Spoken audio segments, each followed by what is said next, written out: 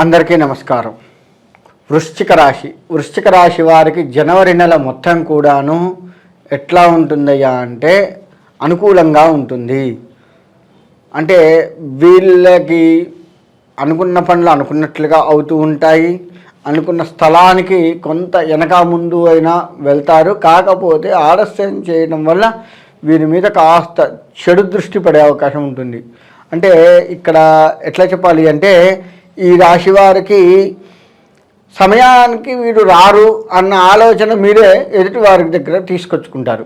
అంటే మీ పట్ల మంచి అభిప్రాయం ఉన్నప్పటికీ అంతా బాగానే ఉంది, కానీ వాళ్ళ దగ్గర ఈ టైంకి రాడు, అదొక్కటే మైనస్ పాయింట్ అనేది ఖచ్చితంగా కనపడుతూ ఉంది.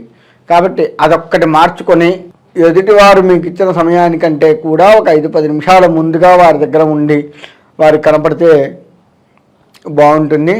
దూర ప్రయాణాలు చేస్తూ ఉంటారు. దూర ప్రయాణాలు కూడా మీకు మంచి కలిసి వస్తుంది. చక్కగా బంధుమిత్రులతో సుఖంగా ఉంటారు. కొత్త ఆలోచనలు చేపడుతూ ఉంటారు. కాబట్టి కొత్త ఆలోచనలు ఎవరైతే చేపడుతున్నారో వారు కొంచెం ఆచితూచి వ్యవహరిస్తూ కొత్త పనులు ప్రారంభించండి. తద్వారా మీకు కాస్త మంచి జరిగే అవకాశం ఉంటుంది. విద్యారంగానికి వస్తే వీరికి అనుకూలంగా ఉంటుంది. కాకపోతే చదువుకుంటూ ఉండాలి. నాకు అన్నీ తెలిసినవే అని చెప్పేసి పోకుండా తెలిసినవైనా సరే ఎందుకైనా మంచిది ఇంకొక 1-2 సార్లు చదువుదాము అని చదవండి. అలా చదివినట్లయితే తప్పకుండా మీకు మంచి జరిగే అవకాశం కనబడుతూ ఉంది. కాబట్టి ఆ విధంగా మీరు కనుక విద్యారంగంలో ముందుకు వెళ్ళగలిగితే మీకు అనుకూలత కనపడుతుంది. ఇకపోతే వ్యాపారము. ఈ వ్యాపారం వాళ్ళు ఏం చేస్తుంటారంటే బాగుంది కదా అని కొంత అశ్రద్ధ చేస్తారు. అంటే ఉదాహరణకు ఒక షాప్ ఉందనుకోండి, నాకు అంత బాగానే ఉంది, వాళ్ళు తీయకపోతే ఏం బాయ్, వాళ్ళు సరదాగా బయటికి పోదాం, రేపు తీద్దాం అంటారు. ఈ ఒక్కరోజు తీయకపోవడం వల్ల ఆయన షాప్ సరిగ్గా తీయట్లేదు అనే ఒక చెడు మాట మీ మీద పడే అవకాశం ఉంటుంది. కాబట్టి అంటే ఉదాహరణకు చెప్పాను, షాప్ తీయట్లేదు అని. అట్లా చిన్న విషయాల్లో ఈ యొక్క వ్యాపారుల మీద చెడు అభిప్రాయం కలిగే సూచనలు ఉన్నాయి. కాబట్టి అది జాగ్రత్త వహించండి. నాణ్యతని లోపించకుండా కూడా జాగ్రత్త వహించండి. మీరు ఇచ్చే వస్తువులలో నాణ్యతా లోపాలు కూడా కనబడే సూచనలు ఉన్నాయి.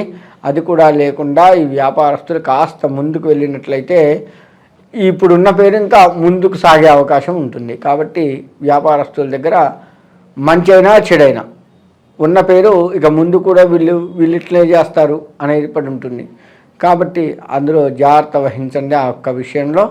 ఇక చేతి వృత్తుల వారు కూడా వ్యాపారం కిందకే వస్తారు. కాబట్టి మీరు కూడా ఈ వ్యాపారస్తులు ఏ విధంగా జాగ్రత్తలు తీసుకుంటున్నారో మీరు కూడా ఆ విధమైనటువంటి జాగ్రత్తలు తీసుకుంటూ ఈ చేతి వృత్తుల వారు ముందుకు సాగిపోతూ ఉండండి. రాజకీయ రంగానికి వస్తే రాజకీయ రంగం వారు కూడాను మీకు కూడా అన్నీ బాగున్నాయి కానీ సమయానికి రాడు, ప్రజలకు చాలా బాగా చేస్తున్నాడు కానీ సమయానికి చెయ్యడు, సమయానికి వచ్చి మమ్మల్ని అడగడు, సమయానికి మాకు కనపడ్డు అనేటువంటి మాటలు బాగా కనపడుతూ ఉంటాయి పై అధికారుల నుంచి.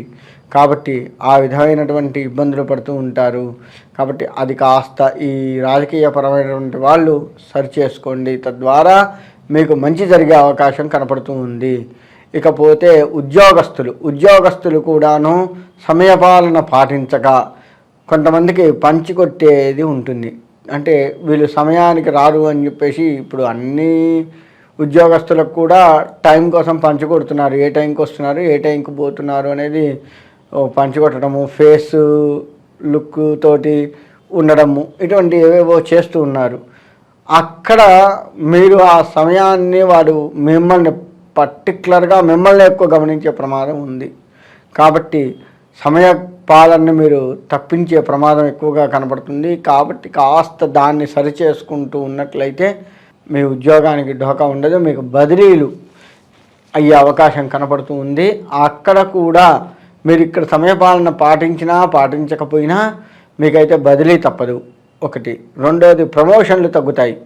మీరు సమయపాలన పాటించకపోవడం వల్ల మీకు ప్రమోషన్లు దగ్గరకు వచ్చి పోయే ప్రమాదం ఒకటి కనపడుతుంది. కాబట్టి ఆ ప్రమోషన్ రావాలి అంటే తగు జాగ్రత్తలు తీసుకుంటూ జనవరి నెల మొత్తం కూడాను మీరు అనుకూలంగా పై అధికారులకు అనుకూలంగా ఉండాల్సిన పరిస్థితి మీకు కనపడుతూ ఉంది. కాబట్టి ఆ యొక్క జాగ్రత్తలు వహించండి. ఇక ప్రమోషన్ వచ్చి లేదు బదిలీ అయ్యి, ముఖ్యంగా బదిలీ అయ్యి వేరే దగ్గరికి పోయినా ఈయన సమయానికి రాడరా, కాస్త జాగ్రత్త వహించండి అని ముందుగా హెచ్చరించే సూచనలు కనపడుతూ ఉన్నాయి. కాబట్టి మీరు ఎక్కడికి వెళ్ళినా ఆ యొక్క పేరుని తెచ్చుకుంటారు, అక్కడ జాగ్రత్త వహించండి.